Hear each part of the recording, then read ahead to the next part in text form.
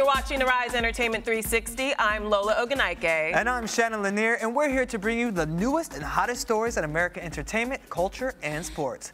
Now, coming up in today's show, Oprah returns to the big screen in The Butler, and we've got your first look. Plus, Topshop is selling its Met Gala gowns. We'll tell you how to score one for yourself. And I'm so excited because Grammy Award-winning singer Chrisette Michele is back with a new look and a new album, and she is on fire! Yeah! She'll be here to talk with us about all the new developments in her life. Very exciting. This is going to be a good show. Let's get to it then. Let's get to it. I'm ready to get to Chrisette. All right. Okay, we begin today with a shocking child sex abuse allegedly against the late Michael Jackson. Well, a dancer and choreographer has filed a claim against his estate. For more on this story and the latest on the wrongful death trial, we'll go to Rihanna Scipio in Los Angeles, who is covering the story. Hi Lola, hi Shannon. Well, shocking allegations have emerged in the civil trial brought by Catherine Jackson, the mother of Michael Jackson, against entertainment giant AEG Live. She claims the wrongful death of her son whilst he was preparing for his 2009 This Is It comeback concert. AEG deny any wrongdoing.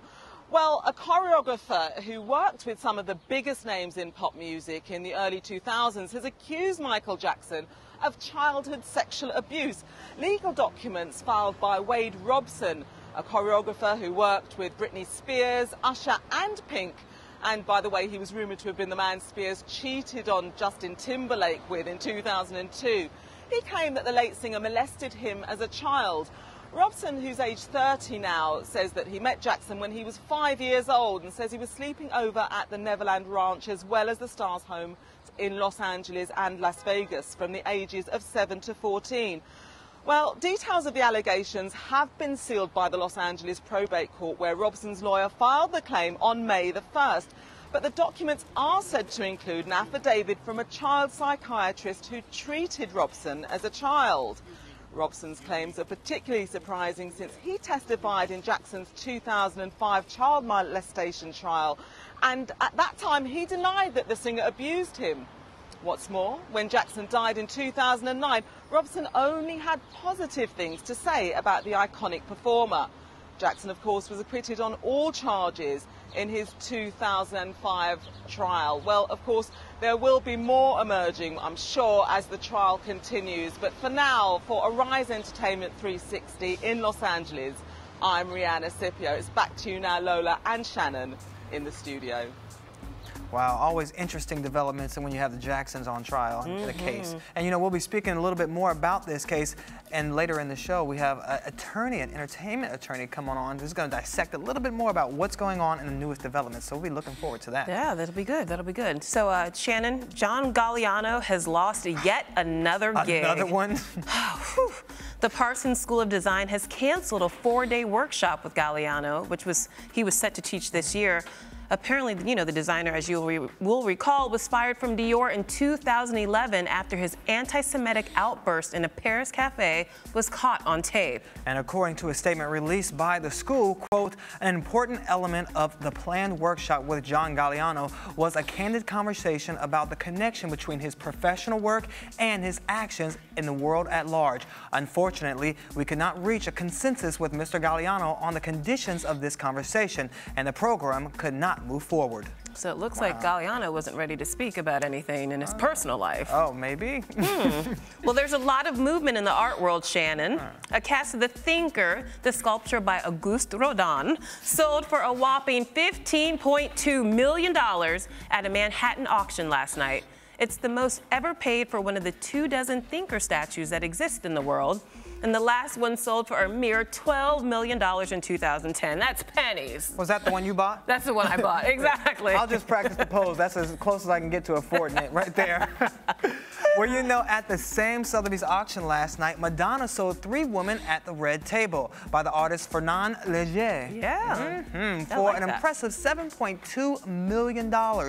Madonna has owned the abstract painting since 1990, and back then she purchased it for only $3.4 million. So she had to come up there. Yeah, she made a profit. And the Material Mom plans to use the proceeds to educate young girls from around the world through her Ray of Light Foundation. She said, quote, I want to trade something of value for something invaluable, educating girls. That's a noble cause. Good job, Madge. Good job. Proud of her. Well, she was at the Met Gala. That's right. She was. And fashion fans of this week's Met Gala gowns, well, you're in luck.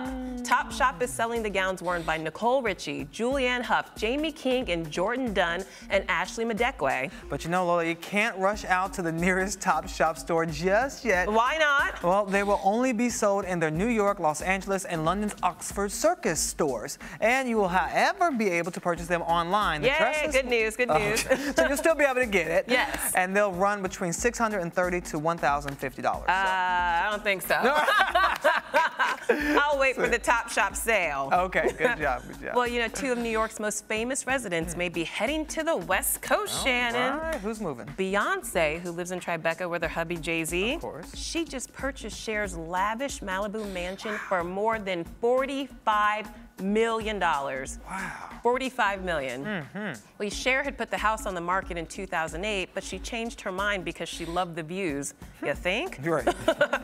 The 13,000 square foot palace, which sold this weekend, has 7 bedrooms, 9 bathrooms, a tennis court, a pool, a theater, and a guest house. Really? Yes. They don't need to leave. They don't need to ever Everything leave. you need. But you know, Beyonce, she did get that big check from Pepsi for $50 million, so she probably just took that check, endorsed it, and handed it over to Cher.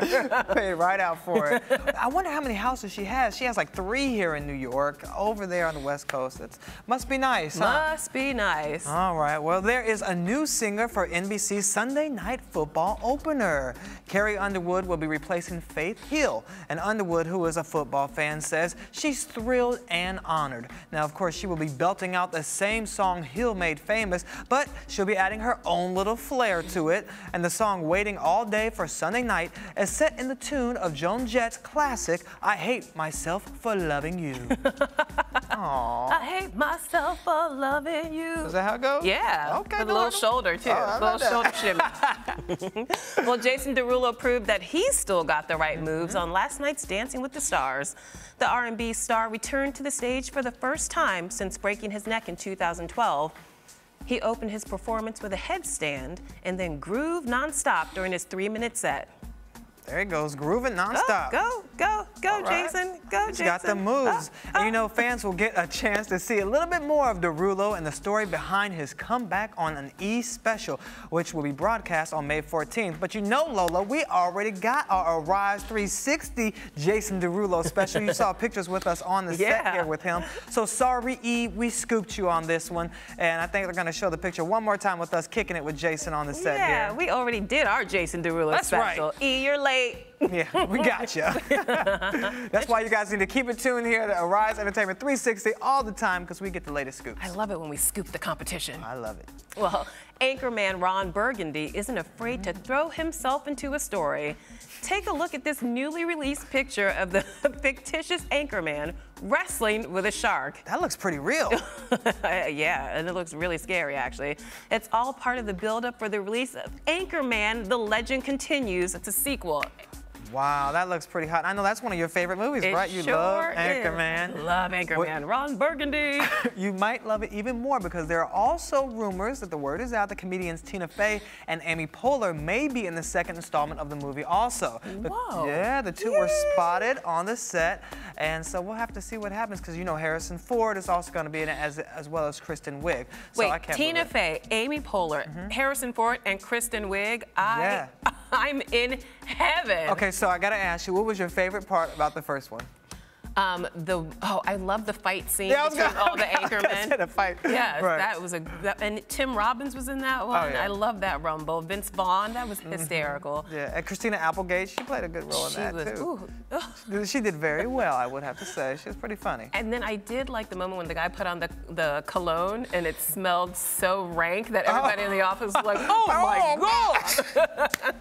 That was funny. They had some classic moments in that movie, so I hope that the second installment holds up to it. I think it will. I think it'll be even better. So the producers of the Tony Awards aren't talking, but insiders are apparently spilling the beans about who will be hosting this year's show. And according to sources, it's Emmy-winning Neil Patrick Harris. Harris reportedly has been seen spying out various productions on the Schubert Alley. There is even a report that Harris himself admitted that he will be hosting the show. And if it turns out that he is actually hosting it and that the information we're receiving is true, then this will actually be Harris's 4th time hosting the gig. They should just have him host it indefinitely. He's so good. So good. And I've seen him live at this big revealing for the Disney cruise ship that they did, and he was hilarious on stage, singing, dancing, acting. I mean, he's just like brings everything to the stage, and I think that's why they love him at the Tonys. He's a real Renaissance man. He can do it all. That's amazing. That Doogie Howser, you can do it all, Doogie. So get in that journal and tell us more about the Emmys. What's going on? And you're watching Arise Entertainment 360.